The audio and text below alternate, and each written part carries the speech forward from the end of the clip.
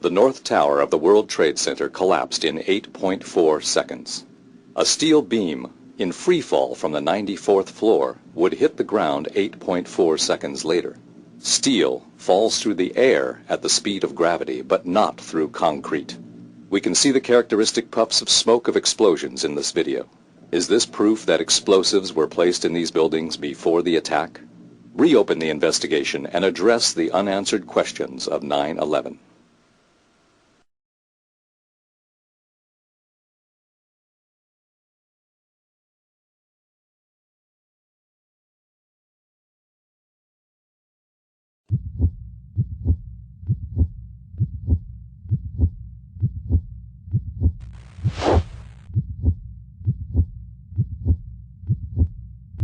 And I turned in time to see what looked like a skyscraper implosion. Looked like it had been done by a demolition crew. The whole thing just collapsing down on itself. I got an eyewitness who said there was an explosion on floor 7-8. 7-8.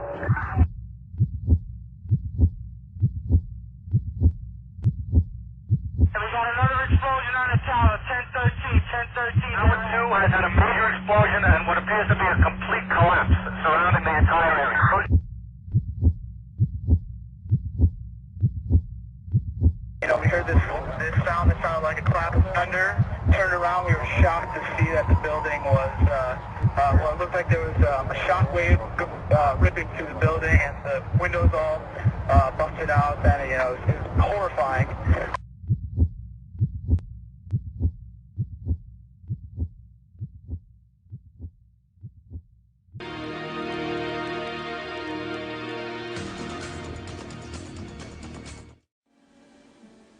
You're saying our government plans to commit a terrorist act against a domestic airline? There you go. Indicting the entire government as usual. It's a faction. A small faction. For what possible gain? The Cold War's over, John. But with no clear enemy to stockpile against, the arms market's flat. But bring down a fully loaded 727 into the middle of New York City, and you'll find a dozen tin-pot dictators all over the world just clamoring to take responsibility and begging to be smart-bombed. I can't believe it. This is about increasing arms sales. Mm-hmm. When? Tonight?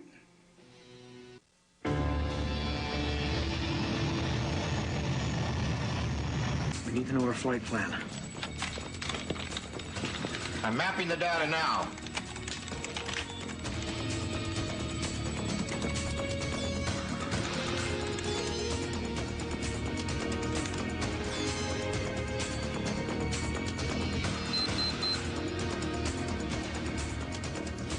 Byers, your flight's gonna make an unscheduled stop in exactly 22 minutes.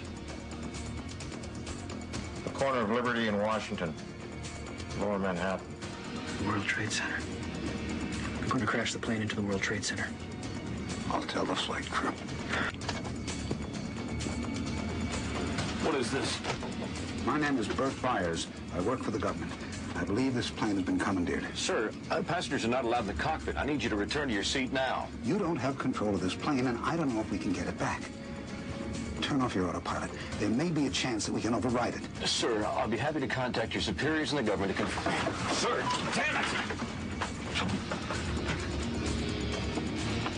He's right.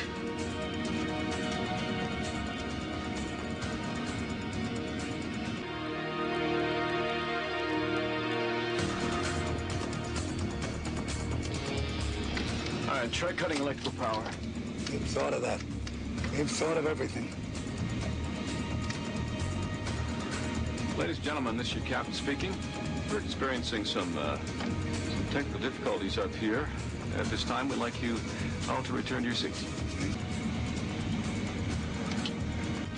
New York Center, this is Atlantic National Flight 265 Heavy. We are declaring an emergency. We have 110 souls on board, 16,000 pounds of fuel, and no dangerous goods or cargo to report.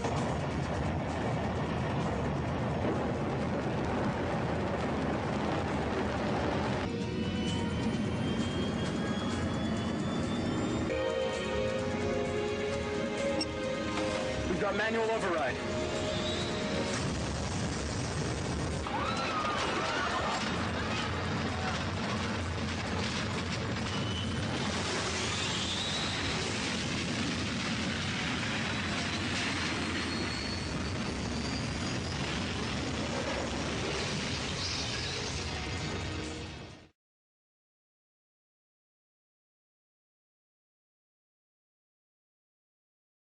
It is quite plausible that explosives were pre-planted in all three buildings and set off after the two plane crashes, which were actually a diversion tactic. Muslims are probably not to blame for bringing down the World Trade Center buildings after all.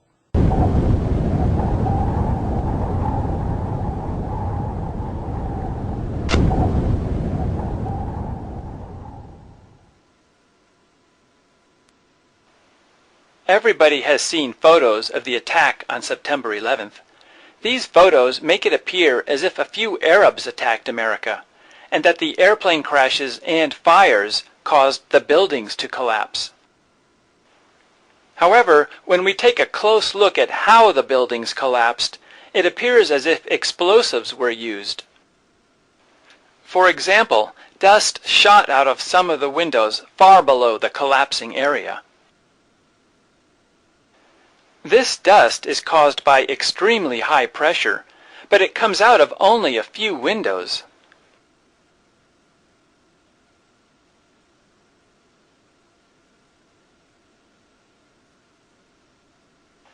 When we look closely at the area that is collapsing, we find dust shooting out of every window of the entire floor at the same time. The towers had a steel frame, so the only way they could collapse is if thousands of joints were broken. The towers collapsed in less than 10 seconds, which is an average of 10 floors every second. Next time you see a 10-story building, imagine the entire building collapsing in 1 second. The only buildings that collapse this quickly are the buildings that are destroyed with explosives. We were told that the collapse began when one floor broke, and the pieces fell to the floor below it. Those pieces shattered that floor, and so on, all the way down. However, when the pieces hit the floor below, they will slow down slightly, because some of their energy will be used to break the floor. Therefore, there should be a delay every time the pieces hit a floor. The towers had 110 floors, so if it took 1 second for each floor to be crushed, that would be 110 seconds. However, the seismic data and video show that the North Tower collapsed in only 8.4 seconds. The collapse started at about the 94th floor. If you were to drop a rock from the 94th floor, it would hit the ground about 8.4 seconds later. This means that the pieces of the building were falling as fast as objects fall through the air. How can objects crash through steel and concrete floors as fast as they fall through the air? There is only one explanation. Explosives were placed in these buildings before the attack. The North Tower started to collapse when explosives at the 94th floor were detonated. The explosives were timed so that the floors were shattered before the pieces contacted it. The pieces of the building fell in only 8.4 seconds because none of the pieces crashed into a floor.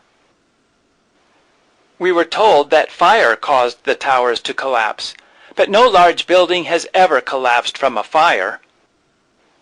The 32-story building in Madrid, Spain, is a good example. The fire became so intense that it spread from one floor to the next, causing the building to look like a torch. This fire was much larger than the fire at the World Trade Center. The next morning there were still a few fires in the lower floors. Everything inside the building had been burned. Some sections of the building broke, and a few portions at the top of the building collapsed. However, the building remained standing, and it continued to support a large construction crane at the top. By comparison, the fire in the South Tower was so small that it never spread to the other side of the tower. We know that a few firemen made it up to the fire zone of the South Tower because they used their handheld radios to send reports about the fire. They said there were only a few areas with fire. Obviously, the fire was too small to kill firemen, but we are supposed to believe that it was large enough to cause the buildings to collapse after burning for only 56 minutes. The fire in Madrid, Spain was much more intense, and it burned all night, but it did not cause the building to collapse. A skyscraper in Madrid burned furiously for 24 hours from top to bottom, yet remained standing firm. The fires in the Twin Towers and Building 7 were small and localized, yet all three buildings completely collapsed. Fire Engineering magazine reported that fire has never caused a concrete and steel-framed skyscraper to collapse, before or after 9/11. Reopen the 9/11 investigation. Call 1-800-630-9012 for a free DVD or go to reopen911.org.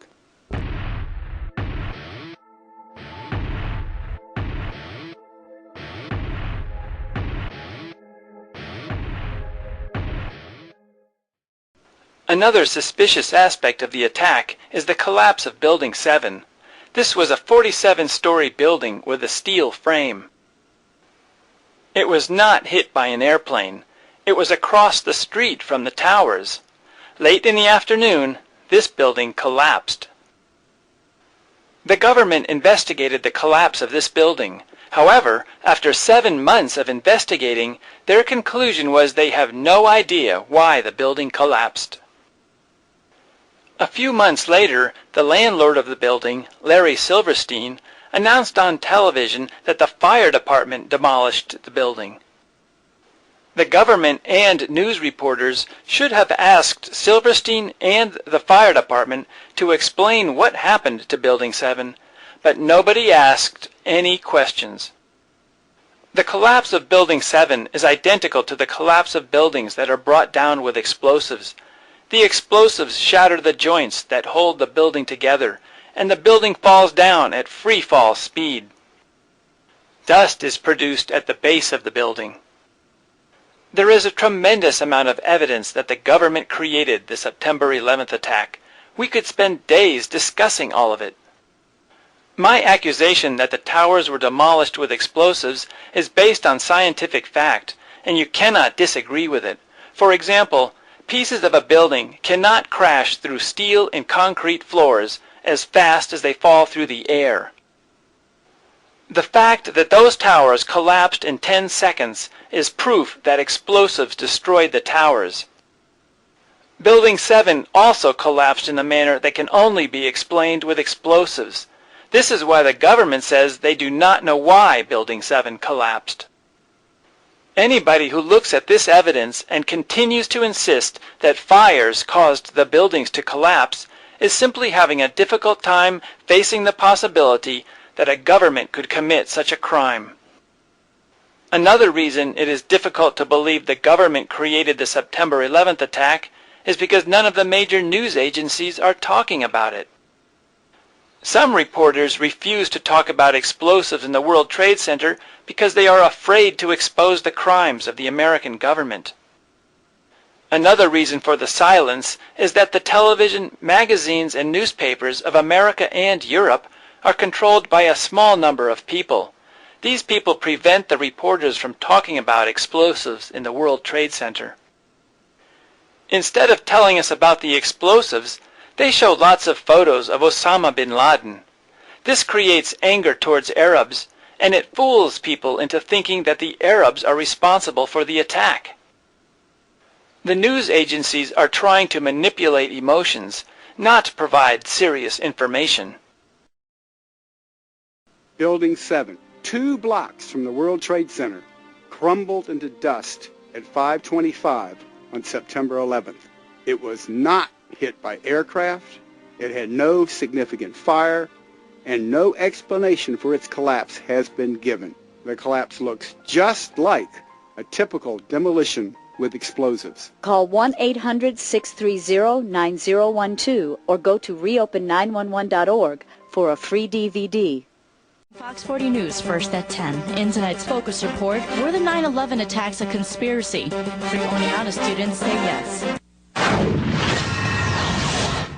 Ever since the September 11 attacks, numerous conspiracy theories surfaced as to how the attacks were carried out and who's really behind them.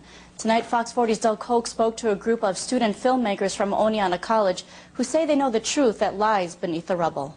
You can see the firemen assembled here, the police officers, FBI agents, and you can see the two towers. A huge explosion now raining debris on all of us. We better get out of the way! The World Trade Center collapse. It might have appeared The attack on the Pentagon. The mysterious disappearance of Flight 93. Nothing going on down there, no smoke, no fire. Loose Change is a film linking theories of a direct connection between the attacks of September 11th, 2001 and the United States government. And it's got critics raving, the most provocative 9/11 documentary on the market today. The creators, 3 SUNY Oneonta students, Dylan Avery, Corey Rowe, and Jason Burmas, who say the film is total blood, sweat, and tears dedication and proclaim it's the duty of every American to view this film. Jim, I don't know whether we've confirmed that this was an aircraft, or to be more specific, some people said they thought they saw a missile. There was definitely a blue logo. It was like a circular logo on the front of the plane.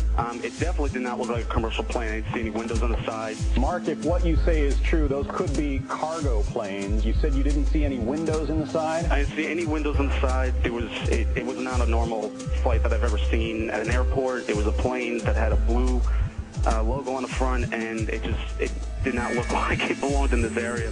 It's just sort of a herd mentality, a lemming-like mentality. If you don't go with the flow, you're anti-American, and therefore a suspect.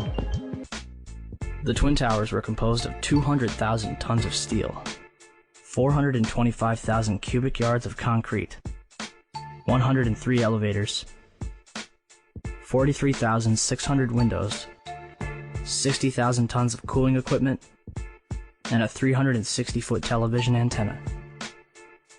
The core of each tower was 87 by 133 feet, comprised of 47 box columns 36 by 16 inches thick. The North Tower was completed in 1970, standing at 1,368 feet tall, and the South Tower was completed in 1973, clocking in at 1,362 feet tall, making them the tallest buildings in the world until the Sears Tower was completed in 1974. And to think, the government would have us believe that these massive structures were destroyed by 10,000 gallons of jet fuel. However, eyewitnesses, video footage, and a little common sense quickly refutes that claim. The second plane hits the South Tower between the 78th and 82nd floors at 9:03 a.m.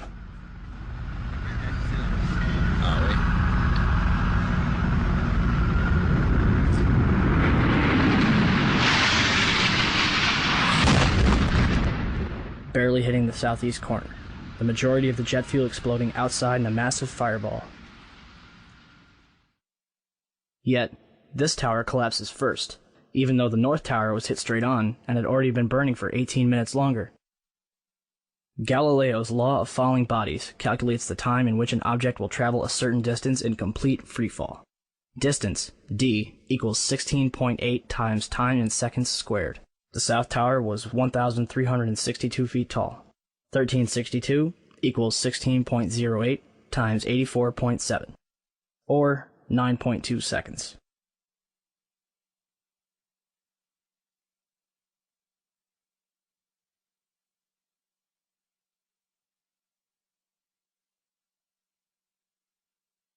The Twin Towers came down in nearly free-fall speed. 200,000 tons of steel shatters into sections no longer than a couple feet long. 425,000 cubic yards of concrete is pulverized into dust. Thousands of lives are extinguished instantly. So what brought down the World Trade Center? Let's ask the experts. Van Romero, Vice President for Research at New Mexico Institute of Mining and Technology. My opinion is, based on the videotapes, after the airplanes hit the World Trade Center, there were some explosive devices inside that caused the towers to collapse. The collapses were too methodical to be a chance result of airplanes colliding with the structures. 10 days later, certainly the fire is what caused the building to fail. Why would Romero change his mind so suddenly? Hyman Brown, civil engineering professor and the World Trade Center's construction manager. It was over-designed to withstand almost anything, including hurricanes, high winds, bombings, and an airplane hitting it. Although the buildings were designed to withstand a 150-year storm and the impact of a Boeing 707, jet fuel burning at 2,000 degrees Fahrenheit weakened the steel. Kevin Ryan, Underwriters Laboratories, the company that certified the steel that was used in the World Trade Center, in a letter to Frank Gale of the National Institute of Standards and Technology. We know that the steel components were certified to ASTM E119. The time temperature curves for this standard required the samples to be exposed to temperatures around 2,000 degrees Fahrenheit for several hours, and as we all agree, the steel applied met those specifications. Additionally, I think we can all agree that even unfireproof steel will not melt until reaching red-hot temperatures of nearly 3,000 degrees Fahrenheit. Why Dr. Brown would imply that 2,000 degrees Fahrenheit would melt the high-grade steel used in those buildings makes no sense at all. This story just does not add up. If steel from those buildings did soften or melt, I'm sure we can all agree that this was certainly not due to jet fuel fires of any kind, let alone the briefly burning fires in those towers. Ryan's statements directly contradict statements from so-called experts, which claim that 2,000-degree heat inside the World Trade Center caused the towers to collapse. Days after writing this letter, Kevin Ryan was fired from his position. Not even the experts agree with each other. So what else could have caused the Twin Towers in Building 7 to collapse? 10 o'clock Eastern Time this morning, just collapsing on itself. The second building that was hit by the plane has just completely collapsed. We have no idea what caused this.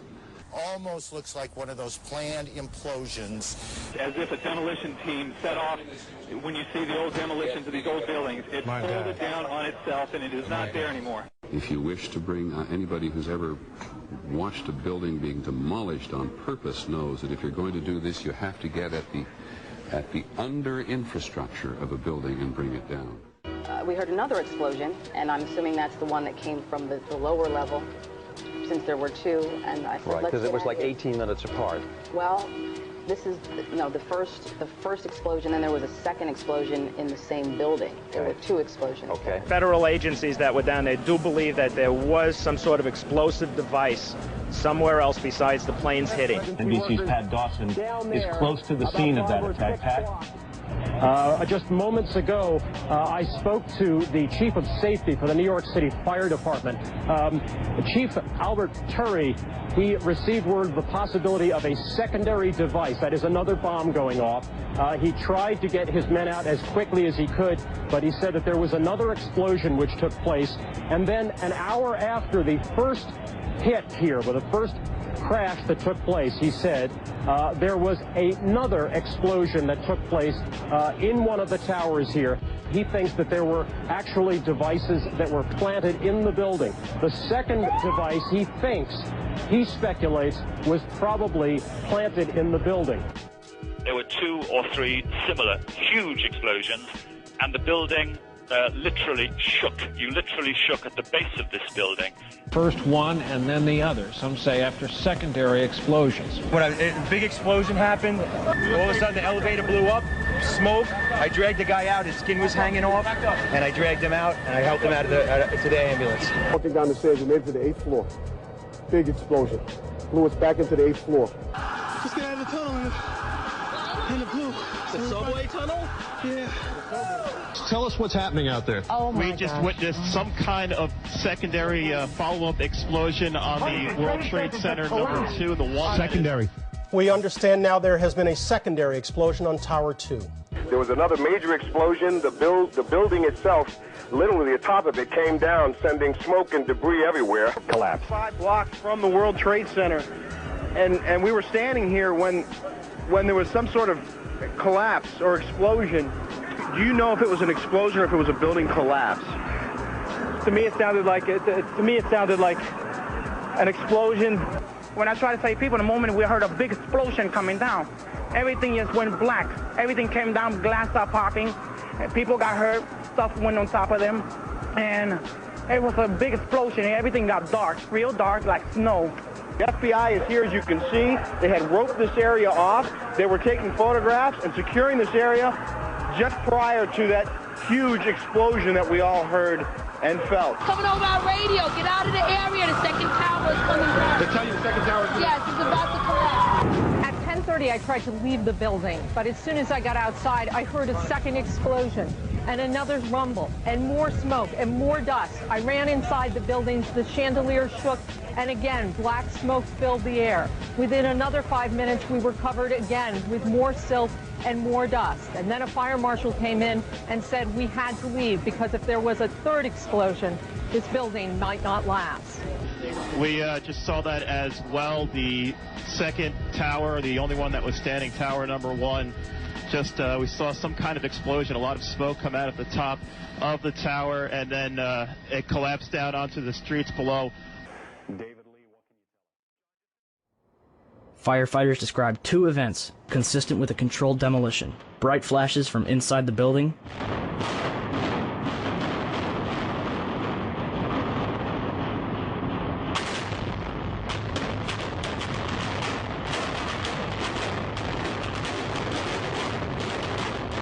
and a number of crackling sounds before the buildings collapsed.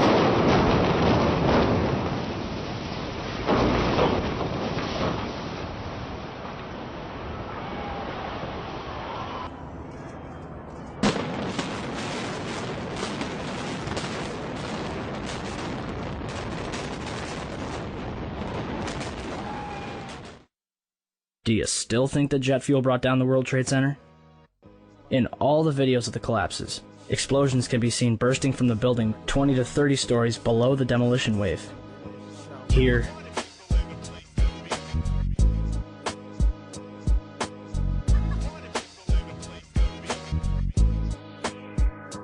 here,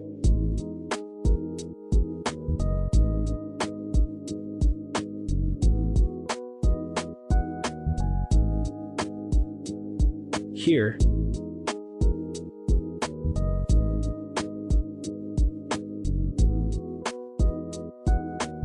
here,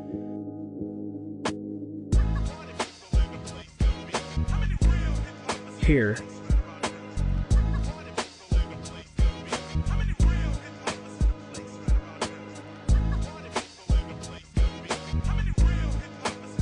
and here. Etienne Sauret was filming her documentary, World Trade Center, the first 24 hours, and caught both collapses on tape. Watch carefully.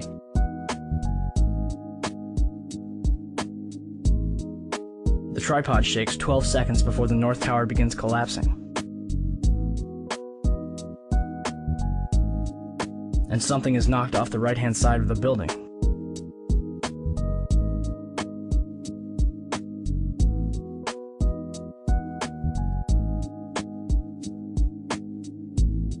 You're probably asking, if there were bombs in the building, how would they get in there without anyone noticing? Ben Fountain, a financial analyst who worked in the World Trade Center, told People magazine that in the weeks before 9/11, there were a number of unannounced and unusual drills where sections of both the Twin Towers and Building 7 were evacuated for security reasons. Daria Cord, a guard in the North Tower, told Newsday that security detail was working 12-hour shifts for 2 weeks before 9/11, but on Thursday the 6th, bomb-sniffing dogs were abruptly removed from the building. So who authorized all this? President Bush's brother, Marvin, was board of directors at Securicom from 1993 until fiscal year 2000. Securicom, now known as Stratasec, is an electronic security company backed by Kuwait American Corporation, which provided security for United Airlines, Dulles International Airport, and from the early 1990s up to the day of 9/11, the World Trade Center. Marvin is also the former director at HCC Insurance Holdings, which insured parts of the World Trade Center on 9/11. More information on this was supposed to be disclosed and never was. To date, the SEC has not revealed what they have learned. If only we could examine the debris from the World Trade Center and figure out what happened. Unfortunately, Mayor Giuliani began shipping the remains off to recycling yards overseas before investigators could even examine it. Not even FEMA was allowed into Ground Zero. Essentially, they blocked off a crime scene and destroyed all the evidence. Guess who was allowed into the site? Controlled Demolition, who was also responsible for cleaning up after the Oklahoma City bombing in 1995. Regardless, I think what happened to the World Trade Center is simple enough. It was brought down in a carefully planned, controlled demolition. It was a psychological attack on the American people, and it was pulled off with military precision. The North Tower of the World Trade Center collapsed in 8.4 seconds. A steel beam in free fall from the 94th floor would hit the ground 8.4 seconds later. Steel falls through the air at the speed of gravity, but not through concrete. We can see the characteristic puffs of smoke of explosions in this video. Is this proof that explosives were placed in these buildings before the attack? Reopen the investigation and address the unanswered questions of 9/11.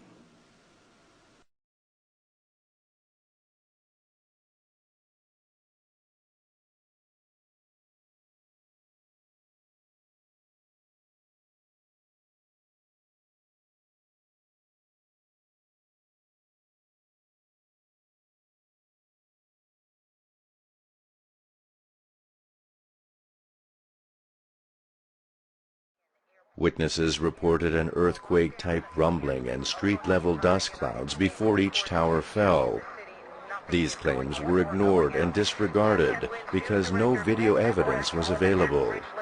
Listen to the massive explosion and watch a cloud of dust rise up from the street between two waterfront buildings well before the North Tower World Trade Center 1 starts to fall. The bridge is pretty much blocked off. Everyone is being diverted. There is just no way into the city except for emergency vehicles. I did pass through a couple of parks and on some of the streets, and before, when I reported about an hour ago, there were people at their gas pumps who turned to look at the smoke that was coming from the city, folks stepping out of bodegas and stores to look. Now people are gathering in large groups. In fact, in one corner, I saw a group of people actually holding hands and praying. As I stand on the Manhattan Bridge, which is closed, it is open to pedestrian traffic. Some people are hungry to crowd, but there's just no way for them to. As I look out from the gas, I can't.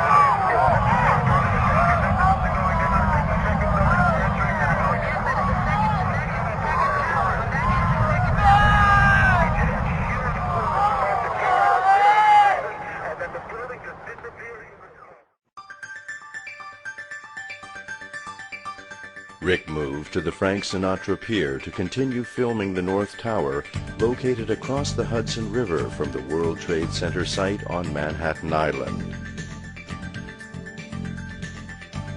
By using a professional illustration software, we can determine the camera's distance. 600 meters is approximately 20 millimeters on this map, giving us a 30 meters per millimeter scale. 1,800 feet comes to approximately 18 millimeters, giving us a 100 feet per millimeter scale. Next, we measure the diagonal distance to be approximately 104 millimeters. If we multiply this distance by our metric scale, we get a 3,120 meter distance. Our imperial scale gives us a 10,400 foot distance. Adjusting for the 65-degree morning temperature, the speed of sound in air is approximately 343 meters per second, giving us a sound delay of 9.1 seconds. 1,124 feet per second yields a 9.3 second delay. Averaging the two results gives us 9.2 seconds required for the sound from the World Trade Center to reach Rick's camera at Frank Sinatra Pier, roughly 1.8 miles away. To adjust for the World Trade Center sound delay caused by the estimated 1.8 mile distance from the World Trade Center to the camera's location, we must subtract 9.2 seconds. Please note that people beside the camera will begin to react 9.2 seconds earlier than they actually did. To compensate for the speed of sound, we must shift the audio track earlier by 9.2 seconds, or 9 seconds plus 6 frames of video. Next, we will add 9.2 seconds of video to cover the sound. Digital audio meters will illustrate the volume peaks of significant sound pressure waves. A high level plus short duration gives us an energy wave pulse traveling across the water in a direct line of sight 1.8 miles to the camera at Frank Sinatra Pier. Before, when I reported about an hour ago, there were people at their gas pumps who turned to look at the smoke that was coming from the city, folks stepping out of bodegas and stores to look. Now people are gathering in large groups. In fact, in one corner, I saw a group of people actually holding hands and praying. As I stand on the access bridge, which is closed, it is open to pedestrian traffic. Some people are walking around, but there's just no way for them to. As I look out, something happens. I can't.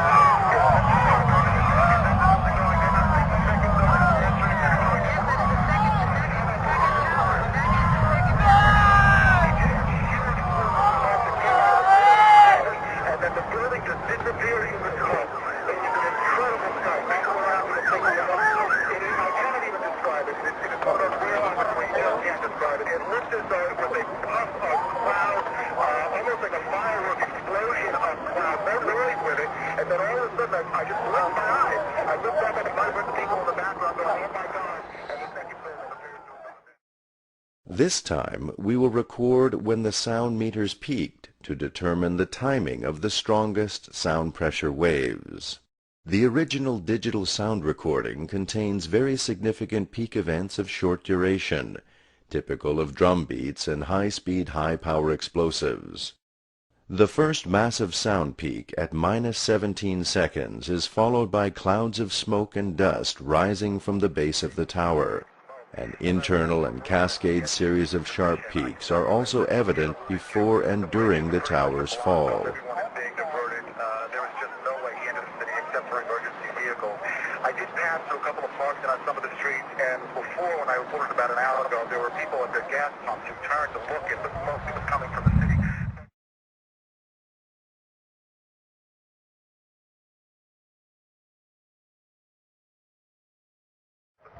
Coming from the city, folks stepping out of bodegas and stores to look.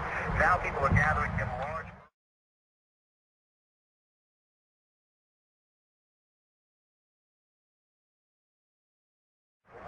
Now people are gathering in large groups. In fact, in one corner, I saw a group of people actually holding hands and praying. As I stand on the access bridge, which is closed.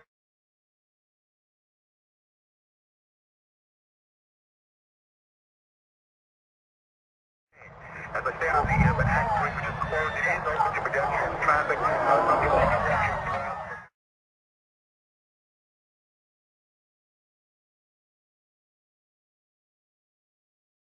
Traffic. Some people are walking around, but there's just no way for them to.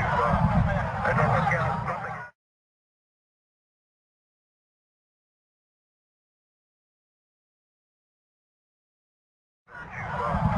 As I look out, something happens. I can't.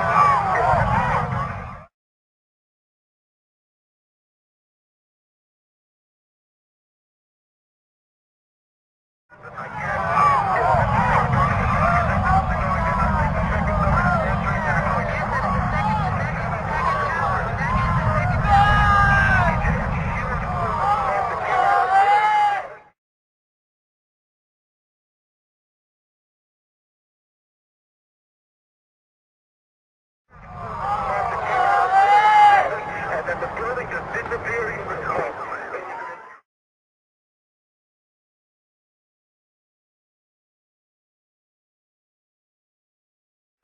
Disappearing in the smoke. It was an incredible sight. I come around with a thing of I cannot even describe it. It's one of those rare moments where you just can't describe it. How did the whole thing go down? Let's summarize the World Trade Center 1 event. Everyone is being diverted. There is just no way into the city except for emergency vehicles.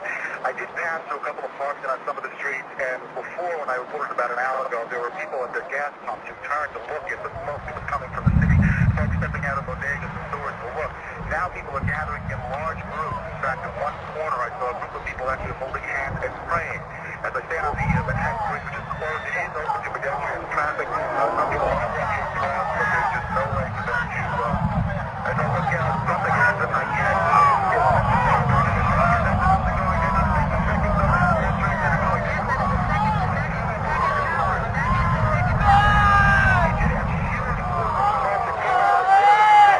And then the building just disappeared in the smoke.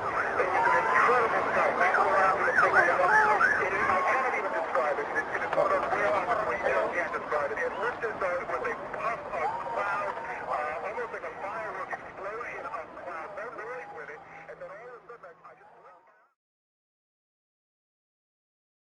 A skyscraper in Madrid burned furiously for 24 hours from top to bottom, yet remained standing firm.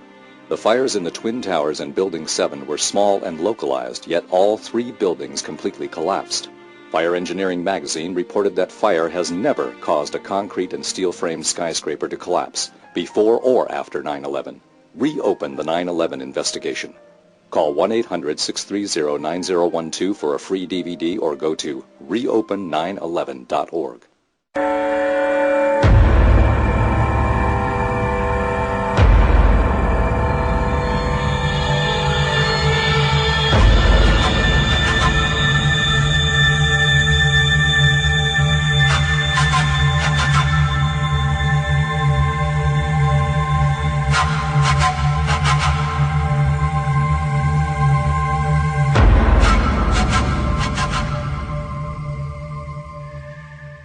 Here's another thing the media continually buries. Giuliani got rid of all the evidence, all the steel from the Twin Towers. He immediately shipped it off.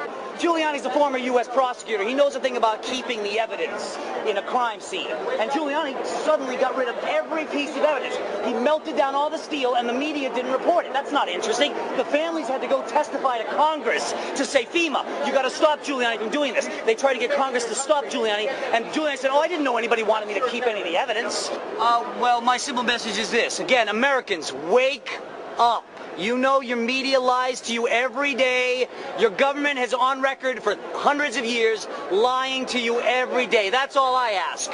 Wake up, pay a little more attention, and don't believe anything you read in the papers. How many times have we caught them lying to us? Yeah, how many? Well, they just closed the Office of Disinformation, didn't they? Why isn't that Zogby poll headline news today? Yeah, why isn't that Zogby poll headline news? It should be. Because every media in the country got it. Zogby sent it out to everyone. What are you going to do when 92% think like us? Well, why isn't the media talking about that? That's a big deal that a majority of New Yorkers believe what we believe in the new major Zogby poll. Why isn't that a major issue? And what is the establishment going to do when everybody thinks like we do? And on Monday, that Zogby poll was released that showed 50% of New York City residents believe the government had foreknowledge and made a conscious decision not to intervene. 50% of the people who live in New York believe that. Well, it's time for a serious investigation. Then CNN conducted its own poll on Anderson Cooper's program 360. After an hour-long show where he and others demonized members of the 9/11 skeptics movement, they conducted their own poll, and an amazing 90% of respondents out of over 7,000 believe that there was a U.S. government cover-up. All of the people involved in the cover-up of September 11th have gotten wealthy off of it or gotten even richer. And then now, September 11th is being used to kill our freedoms, to destroy what America is built on, what America is supposed to really be about. Most of my friends have questions about what happened on 9/11, and we'd like to know answers, and we're very disappointed in President Bush's reaction to 9/11. My name is Les. I live here in New York City, and I'm part of a contingent that has vigils here at Ground Zero every Saturday. We've been doing it since January, actually. And I've seen a lot of interesting things, heard a lot of interesting things from people. A few just happened today. A woman came up saying that her family received a phone call from a family friend. She was told by this family friend on September 10th, the family friend was a Navy SEAL, told not to show up in Lower Manhattan tomorrow, which was, of course, the 11th. There's going to be a major event.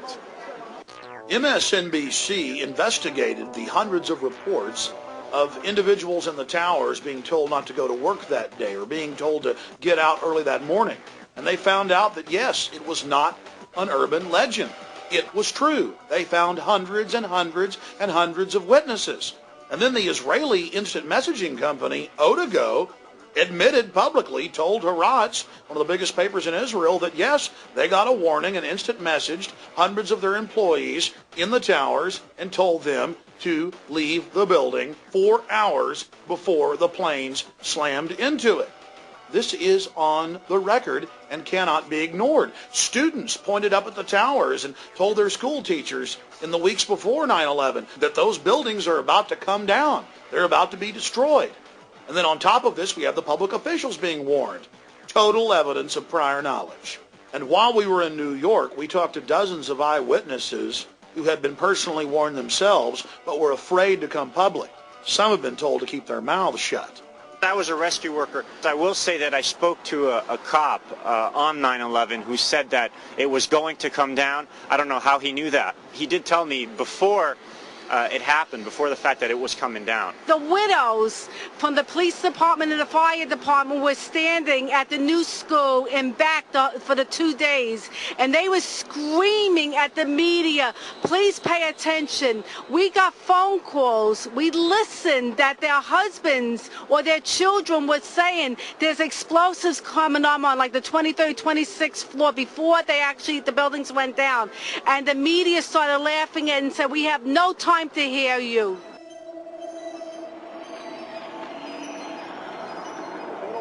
Larry Silverstein originally owned Building 7, and a few months before 9/11, he bought the entire complex, all 7 of the buildings, and then he took out a record insurance policy on them.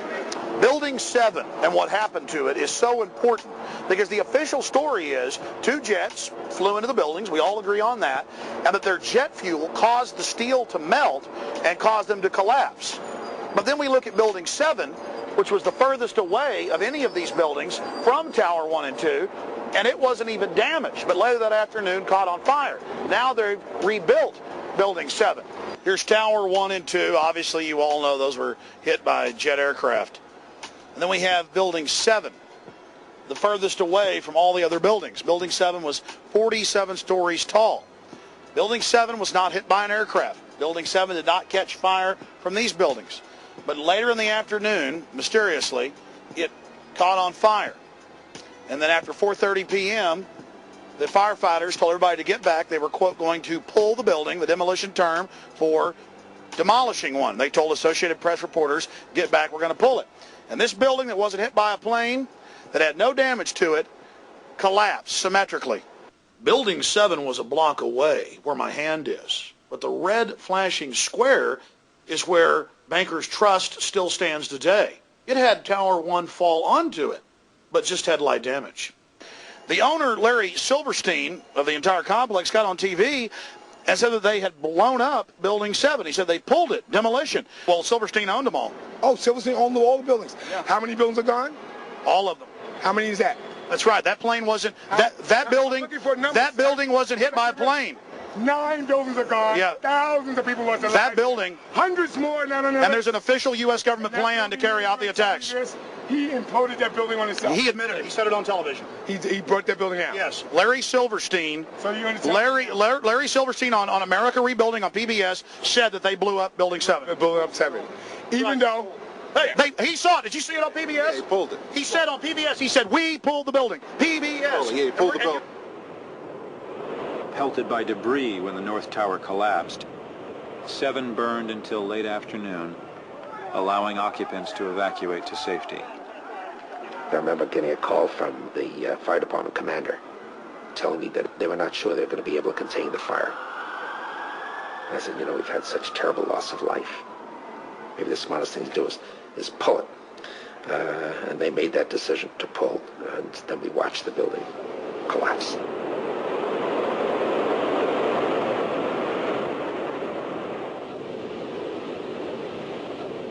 Yeah, he said we're going to pull. He said we're going to pull the building. Silverstein said we're going to pull the building. And we got the firemen saying they pulled it. I mean, Silverstein goes on PBS and says it, and we're the weirdos when he says it on TV. Unbelievable. Let's see that one more time.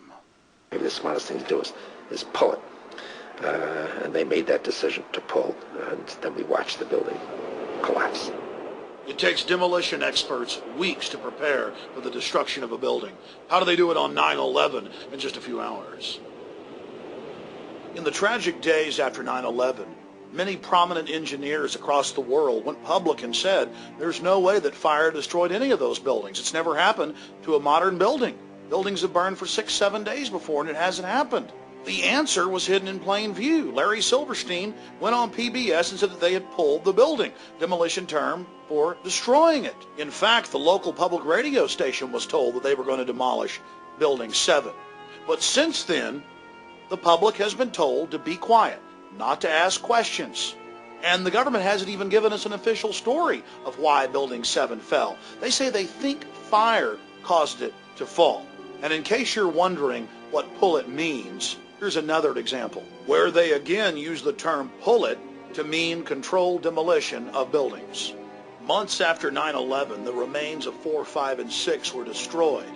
Here's a clip from the same PBS documentary, where the head of engineering for the city of New York describes pull it as a controlled demolition. By mid-December, the Department of Design and Construction had leveled World Trade Center buildings 4 and 5. Hello? Oh, we're getting ready to pull building 6. We have to be very careful how we demolish building 6. We were worried about the building 6 coming down and then damaging the slurry wall, so we wanted that particular building to fall within a certain area. There's a certain excitement in the air of bringing the last structure down at the World Trade Center.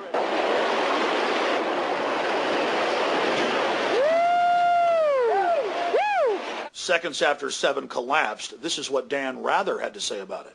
Large building. In most other cities, it'd be one of the largest buildings in town, probably. Trade Center Building 7 has collapsed. Now, here we're going to show you a videotape of the collapse itself. Describe that. Now we go to videotape, the collapse of this building.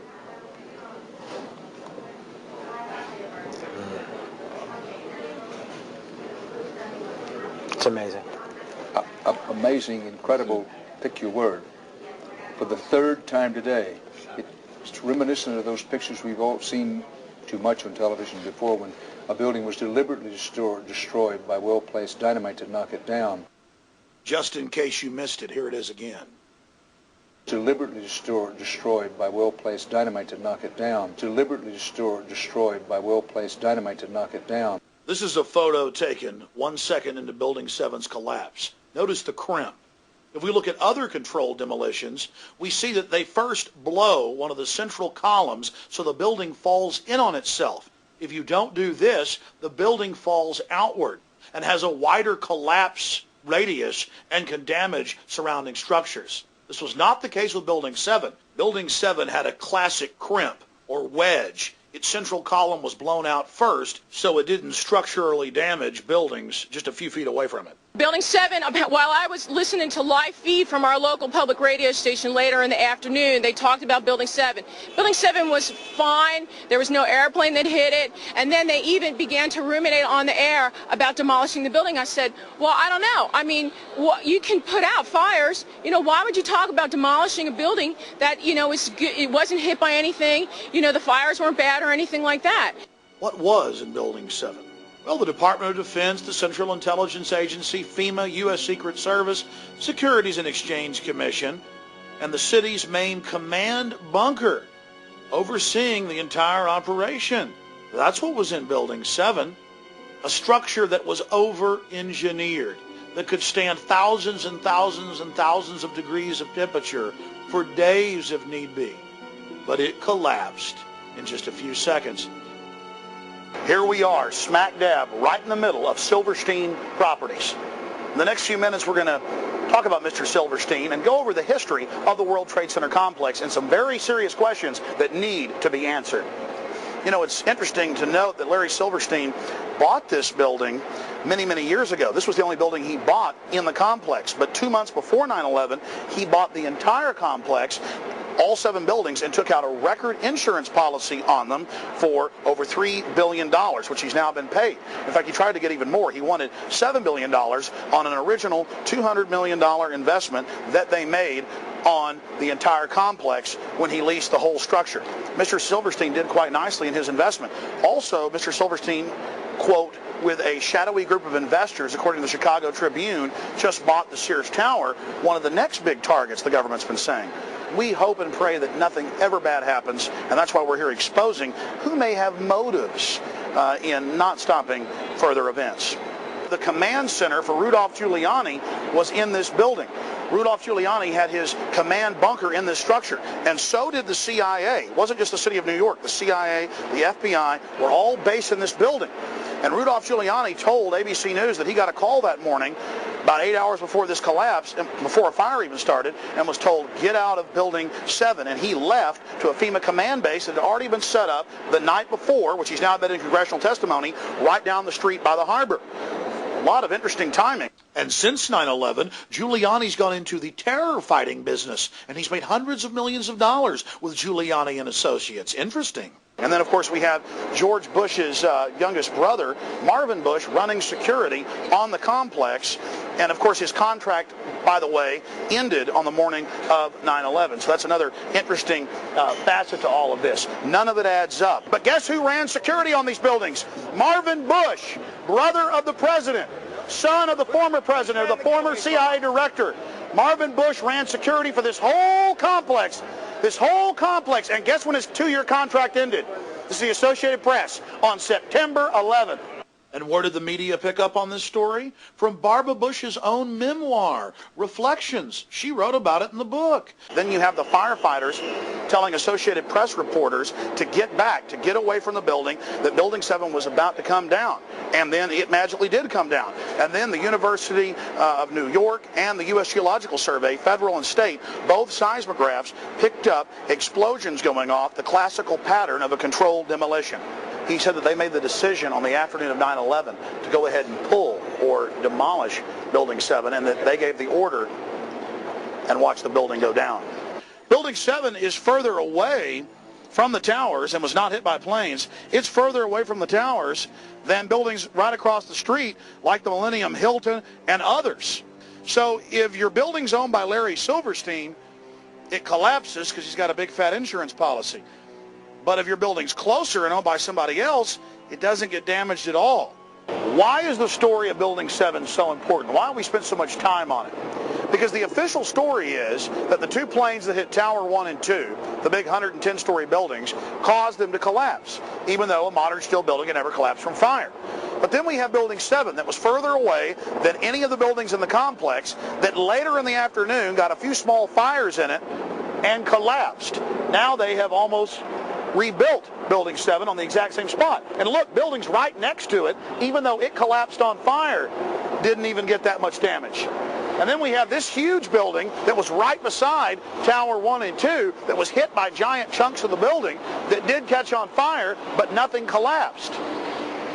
The difference between that building and the new Building 7 is that Larry Silverstein doesn't own that building. Larry Silverstein doesn't own the Millennium Hilton that was closer than Building 7. But every building he owned either caught on fire or mysteriously collapsed. There has been over 100 uncontrolled fires in skyscrapers in the last 50 years, and never has one collapsed or come close to collapsing from fire. Only earthquakes and demolitions have brought these modern structures down. Then we look at the fires in Building 7, and they would be called moderate by any firefighting manual, but still the building collapsed. Building 7 had sporadic fires in it for 6 hours. Other skyscrapers, as we mentioned, have burned for days or even weeks. Why don't they collapse? Because steel doesn't begin to weaken until after 2,000 degrees of temperature. Around 2,500 it becomes red hot, and at around 3,000 degrees starts to melt. Another example of this was the Windsor building in Madrid, Spain in mid-February of 2005. It burned for 2 days at temperatures much higher, with white-hot flames shooting out of it for hundreds of feet. As we watched the Windsor building burn, I was amazed to watch the media of the world say, well, the World Trade Center towers and Building 7 fell from fire, so it's going to fall. We're just waiting for the collapse. But the collapse never came. All the major support pillars held fast. Steel doesn't melt at that temperature. According to official reports, Building 7 wasn't even in the debris field of Tower 1 and 2. And that's why it's important to look at buildings like Bankers Trust. We already talked about it earlier, but let's focus in on it with some detail. It was right up against the South Tower, only about 45 feet away, and large chunks of the South Tower fell directly into Bankers Trust. But Bankers Trust is like all other modern steel buildings. It's like the big building in Madrid, Spain. Despite the fact that fires raged through many of its floors and that huge pieces of debris fell on top of it and up against it, it didn't collapse. The architect of the World Trade Center towers, Nomura Yamasaki, told the press many times before 9/11 that he specifically designed the towers to take massive passenger jetliner impacts. The construction and project manager for the World Trade Center complex, Frank DiMartini, told the press multiple times that they designed the towers not to just take one large jetliner impact, but at least two, and not collapse. And other world-renowned engineers and architects went public as well, but that didn't matter for the mainstream media. They simply ignored their protest. Senior firefighter Lou Caccioli, who survived the collapse of the World Trade Centers, reported that bombs were clearly going off inside the structure. He told People magazine this the day after 9/11. When we spoke to him, he said he couldn't talk about it. Professor Van Ramiro, Vice President for Research at New Mexico Institute of Mining and Technology, told the Albuquerque Journal that the implosions of the towers were too mathematical to be a chance result of airplanes, and that only controlled demolitions could have brought the buildings down. Then Kevin Ryan, an executive engineer with Underwriters Laboratories, or UL, that certifies most big buildings in America, went public and said, "It's impossible. Jet fuel wouldn't have melted the columns in Tower 1 and 2. This is from the organization that underwrote the towers. Then Firefighter Engineering, the oldest engineering publication in United States history, went public and said, there's no way jet fuel made that happen. And stop hauling away the debris. Stop covering up the crime scene. We've got 7 different tapes showing different groups of firefighters saying the towers looked like they were brought down by bombs and they heard explosions. But in the interest of time, here is just one of those clips shot by 2 French brothers who were making a documentary about New York firefighters on the morning of 9/11. We came down. It was much worse than it was when we went up. Right? We went up and they had everything set up. We came down. It was desolate. It was like holy. We came down to the lobby. It was like the post of the wars. There was nobody there. What did we do? We made it outside. We made it about a block. We made it at least 2 blocks, and we started running. Floor by floor, it started popping out. It was if they had detonated. They were planned to take down a building. Boom, boom, boom, boom, boom, boom, boom. NBC's Pat Dawson is close to the scene of that attack. Pat? Pat, Matt, can you hear if we are, yes, I can, Matt. Just moments ago, I spoke to the chief of safety for the New York City Fire Department, who was obviously one of the first people here on the scene after those 2 planes were crashed into the side, we assume, of the World Trade Center towers, which used to be behind me over there. Chief Albert Turry told me that he was here just literally 10 or 15 minutes after the events that took place this morning. That is the first crash. He had roughly 10 alarms, roughly 200 men in the building trying to effect rescues of some of those civilians who were in there, and that basically he received word of the possibility of a secondary device, that is another bomb going off. He tried to get his men out as quickly as he could, but he said that there was another explosion which took place, and then an hour after the first hit here, with the first crash that took place, he said, there was another explosion that took place in one of the towers here. So obviously, according to his theory, he thinks that there were actually devices that were planted in the building. The second device he speculates, was probably planted in the building. So that's what we have been told by Albert Turry, who is the chief of safety for the New York City Fire Department. He told me that just moments ago. And a CBS News chopper in the air over the towers reported the same thing. If Jim Smith is with us still in chopper 2, Jimmy, you there? Just we saw some kind of explosion, a lot of smoke come out of the top of the tower, and then it collapsed down onto the streets below, much like we saw the first tower just about a half hour ago. Chopper 2 as he takes these pictures. Jim? Yes, I am here, Michael. Jim, tell us what's happening out there. We just witnessed some kind of secondary follow-up explosion on the World Trade Center number 2, the one secondary. We've all unfortunately seen the famous photos of victims jumping out of Tower 1 and 2. But that happened in the first 15 minutes while the jet fuel was still burning. Later, we have the photographs of the victims standing in the impact holes from the aircraft begging for help for 20 to 30 minutes. How could they survive heat that would melt through giant 4-foot steel girders? The answer is they couldn't. And the firefighters are on record as saying the fires were almost out. The fact is, the temperatures had dropped dramatically.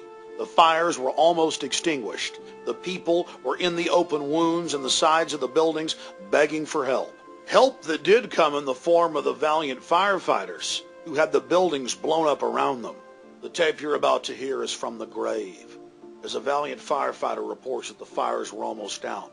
And as firefighters went public and said that the fires had almost been extinguished, the federal government ordered them under national security to stop talking to the public and told the media that all the firefighter tapes had malfunctioned, but not before firefighters had rebelled and released segments of tape, a segment you're about to hear. What do you got up there, Steve? I'm still in voice stairway, 74th floor, no smoke or fire problem. The walls are breached, so be careful. Yeah, 10-4, I saw that on 68. Freddie, come on over. Freddie, come on over by us. Guys, we got... I got it for 1-5. We got police, isolated pockets of fire. We should be able to knock it down with 2 lines. Where you know that? 78th floor, no with 1045, go home. What's scaring you, Mario? Seconds before the towers collapsed, blast points could be seen springing up down the sides of the buildings from the top down. Within days of 9/11, Bush and his minions began grandstanding at Ground Zero, telling us, give up your liberties and we'll protect you. Go along with our invasion of the world and everything will be okay. Then there were all the pre-9/11 warnings from the French, the British, the Egyptians, the Italians, the Russians, the Israelis, the Indians. The list goes on, but Condoleezza Rice and George Bush told us they'd never heard of such a plan of al-CIA to fly hijacked jets into the World Trade Center and Pentagon. It didn't matter if CNN had reported on it back in 1995. Even the Taliban, 2 months before 9/11, said, stop Osama, he's about to attack you. What they didn't know is he was working for Mr. Bush. I want to add that, the president knew about a month in advance before we were attacked here in New York. He got the memo. Yeah, he didn't do anything about it. And we all know that. Now he's here in New York in the convention, and he's going to be applauded by, thousands and thousands of people. This is ridiculous. Howard Dean recently seemed to muse aloud whether you had advanced knowledge of 9/11. Do you agree or disagree with the RNC that this kind of rhetoric borders on political hate speech? Yeah. Look, there's time for politics. And, it's time for politics. And, it's an absurd insinuation. In that case, sir, can I follow up on something unrelated? Let's talk about motives. The Project for New American Century, founded back in 1996 by 25 neocons, Dick Cheney, Jeb Bush, Paul Wolfowitz, all of these people said on their own website, in publications, we need, quote, helpful Pearl Harbor events. I don't think Pearl Harbor was helpful, but we need a terrorist attack on the order of Pearl Harbor to get the American people behind a war. The globalists took a baseball bat, and we're a beehive. America's a beehive, the sleeping giant. And they took that baseball bat, and they went, ooh, terrorists got you, bam! Hey, bees, the terrorist over there, go get our oil for us. And we all came out of the hive. And now we kind of settled back down, so they keep waving the bat going, well, I don't want to hurt our bees too bad, but we may have to whack them again to get them behind what we're doing. All right, terrorists going to get you. Terrorists going to get you. Give up your rights to us. How many of you know that NORAD stood down for over an hour and 25 minutes, but if your Cessna gets off course for 5 minutes, they're going to launch F-16s on you? Remember Payne Stewart, the golfer? 15 minutes after his jet got off track, they had F-16s all around him. But on 9/11, in the most controlled airspace in the world, they could do nothing about 4 jets. But it gets worse. Guess why NORAD stood down? The average people in the military are good folks. They were told it was a drill. because the Associated Press reported, and the CIA's own website admits, that on the morning of 9/11, the CIA was running a drill of flying hijacked jets into the World Trade Center and Pentagon. It was just a coincidence. At 8:30 in the morning, there was a drill of the exact same thing happening, and so NORAD stood down. Anybody know what problem, reaction, solution is? Create a crisis to scare the people into submission. They're begging for help, and then you take their rights. Does anybody know what Hitler did? Right after he got elected, he firebombed his own Reichstag building. And then he said the communists did it. And they had a mass wave of arrest and took people's rights and set up Reich Security, or Homeland Security. The North American Aerospace Defense Command is charged with defending North America's airspace. On the morning of September 11th, 2001, Vice President Dick Cheney was in control of NORAD. This was the first time in U.S. history that a president or vice president was in direct control of the military agency. NORAD was founded in 1957, and generals always had the power to shoot down or intercept hijacked aircraft. But on June 1st, 2001, just 3 months before 9/11, Dick Cheney ordered Donald Rumsfeld to allow him to take control of NORAD itself and the shoot-down procedure, and remove that power from the generals so they could do nothing. Here is a copy of the memorandum from Rumsfeld to the Joint Chiefs, telling them they no longer have any authority. An Associated Press article in August of 2002 reported that the CIA just so happened to be running a drill on the morning of 9/11 of flying jets in the World Trade Center and Pentagon. Then senior FAA officials ordered air traffic controllers to shred the tapes from 9/11 in violation of federal law. AP learned of the drills because at a Homeland Security function after 9/11, they bragged about it. Oh, we had foresight. We were running drills that very morning. Then USA Today reported that drills held weeks before 9/11 included targets that were the Pentagon and World Trade Center. Don't just look at me. Take the damn paper, read it, get informed. We were undefended on 9/11. They're still in power. They're sitting there eating filet mignon. People are losing their jobs every day. We've got a bullshit war in Iraq. Who took responsibility for 9/11? Well, shouldn't we reward them for doing a bad job? I mean, that... Yeah, we should reward them. Bushes, we should thank him for the job he did. The way you reward traitors is how we should reward. But he says he's done a great job. And what he says, I know what he did. Dick Cheney ran and hid in a hole in Nebraska. I get fired if I make a typo in a letter, okay? I get fired for that. Instead, we've still got Rumsfeld, we've got Condoleezza Rice, we've got Dick Cheney, we've got all the same criminals. They're criminals because they allowed this to happen. 4 planes in 2 hours. How can that be? Only 14 planes guarding the entire East Coast. I say bullshit. Complete bullshit. We know this is the greatest country on earth. We have the biggest military on the planet. How can it be 4 planes in 2 hours? Do the math. One of the biggest holes in their argument is the fact that they never heard of a plan to fly hijacked jets into landmarks on the East Coast. We're going to take a closer look tonight at another example of where, despite the conventional wisdom, there were people in the United States who actually were preparing to defend against the kind of attacks which occurred here on 9/11. The North American Aerospace Defense Command, NORAD for short, has been defending the skies over the U.S. and Canada for almost 50 years, 46 to be precise. USA Today reports that in the 2 years before the attacks on September the 11th, NORAD conducted exercises using hijacked airliners as weapons. And one target was the World Trade Center. We knew he hated us. But there was nobody in our government, at least, and I don't think the prior government, that could envision flying airplanes into buildings on such a massive scale. But that turns out not to be true. U.S. military planners did envision and practice those very scenarios.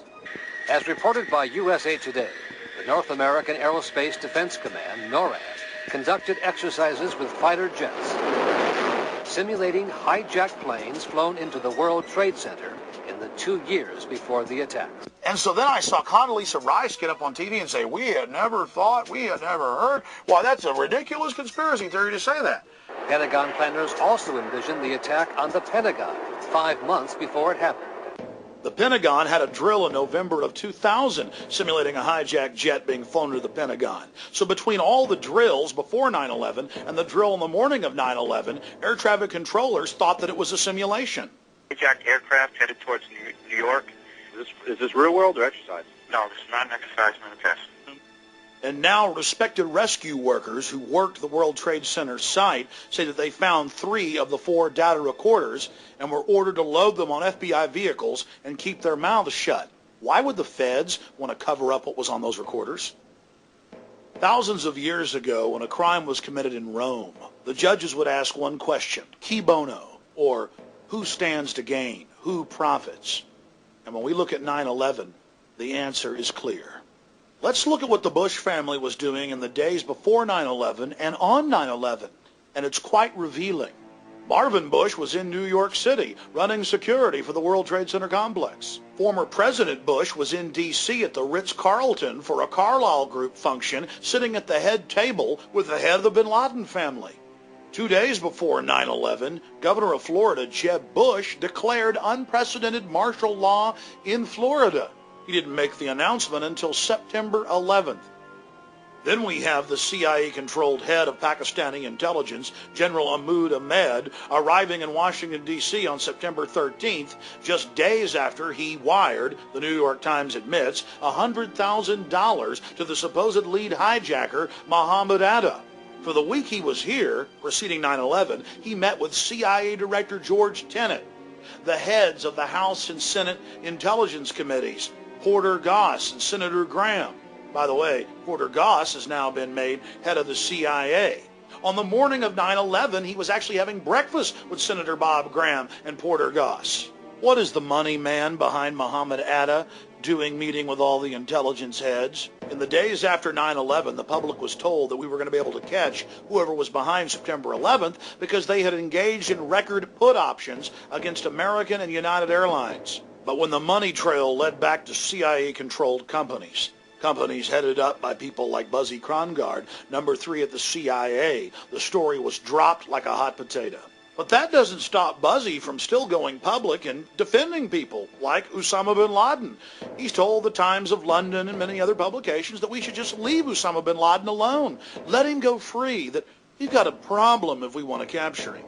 Prominent people across the world have been exposing the 9/11 cover-up. Michael Meacher, the number 3 man in the Blair government, wrote a huge editorial for the London Guardian titled "The War on Terror is Bogus," and he pointed out that NORAD stood down on 9/11. He wrote about the Project for a New American Century, run by Jeb Bush and Dick Cheney, years before 9/11, saying that they needed a helpful terrorist attack to get the American people behind their war for empire. Meacher concluded his article by saying, if the U.S. government didn't engineer the attacks, they certainly knew about it. Andres von Bülow was German defense minister and German technology minister. I interviewed him on my syndicated radio program, and he said there's no way Al-Qaeda carried out these attacks. Only the military-industrial complex could pull it off. But here's one of the biggest pieces of evidence.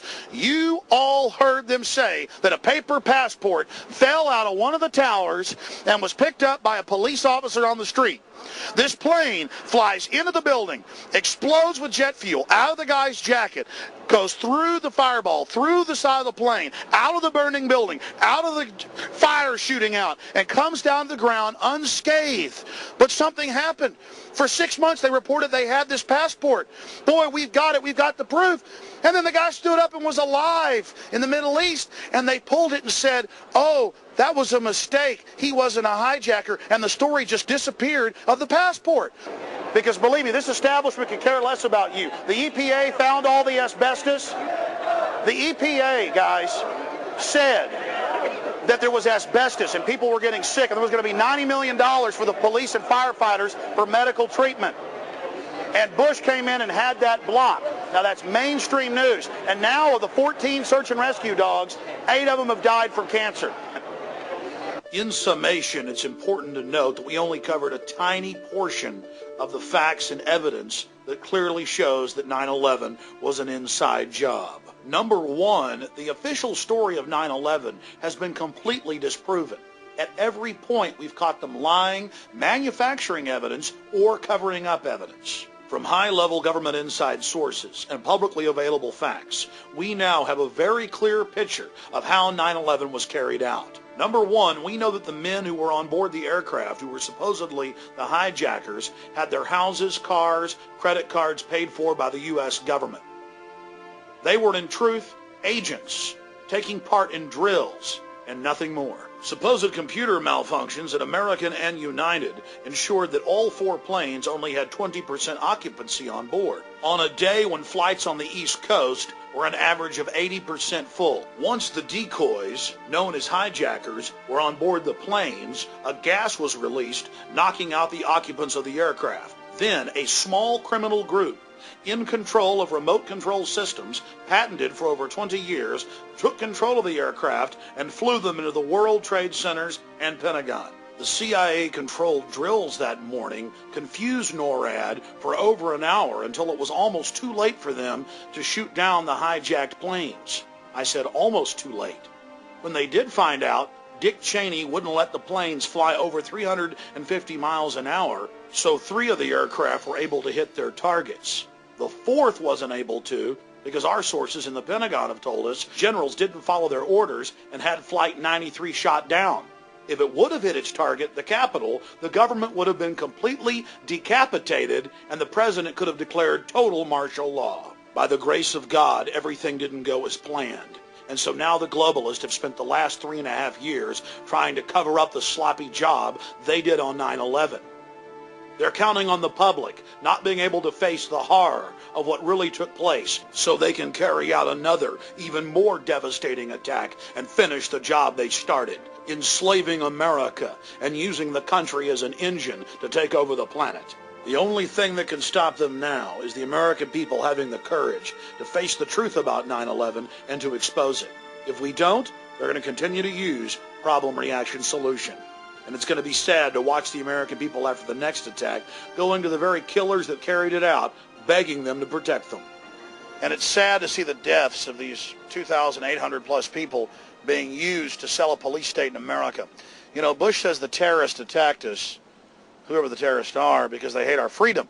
Well, then why is the government, period, whether it's George Bush or John Kerry, trying to kill our freedoms? America isn't America if we don't have these God-given freedoms. That's why this country is loved. No, now we're being forged into a tool of global empire to be launched against sovereign, innocent nations that we know had nothing to do with 9/11.